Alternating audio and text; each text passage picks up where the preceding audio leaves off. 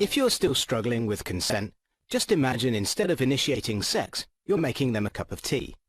You say, "Hey, would you like a cup of tea?" And they go, "Oh my God, I would love a cup of tea, thank you." Then you know they want a cup of tea. If you say, "Hey, would you like a cup of tea?" And they're like, I'm not really sure. Then you can make them a cup of tea, or not, but be aware that they might not drink it. And if they don't drink it, then, and this is the important bit, don't make them drink it.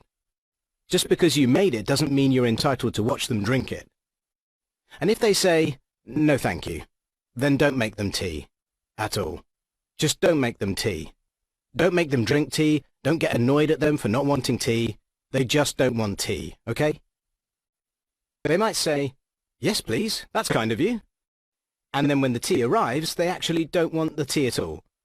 Sure, that's kind of annoying as you've gone to all the effort of making the tea, but they remain under no obligation to drink the tea. They did want tea, now they don't.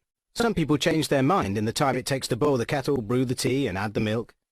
And it's okay for people to change their mind, and you are still not entitled to watch them drink it.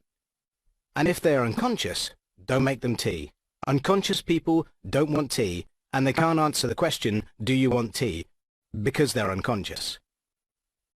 Okay, maybe they were conscious when you asked them if they wanted tea, and they said yes, but in the time it took you to boil the kettle or brew the tea and add the milk, they are now unconscious. You should just put the tea down, make sure the unconscious person is safe, and this is the important part again, don't make them drink the tea. They said yes then, sure, but unconscious people don't want tea.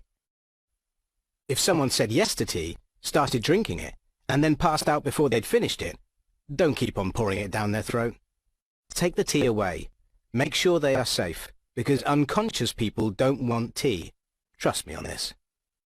If someone said yes to tea around your house last Saturday, that doesn't mean they want you to make them tea all the time.